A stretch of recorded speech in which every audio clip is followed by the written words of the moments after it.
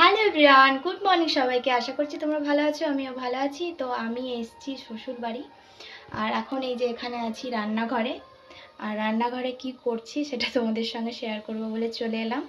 তো ভাবলাম চলো তোমাদের সঙ্গে একটা ছোট্ট মিনি ব্লগ শেয়ার করি। আর এই যে সকালবেলা উঠেই আমার বর যাচ্ছে ঘুরতে বন্ধুদের সঙ্গে দেখা করতে, আর আমি এই যে রান্না করছি, এখন টিফিন বানাবো। তো চলো কি করছি সেটা তোমাদেরকে দেখাবো।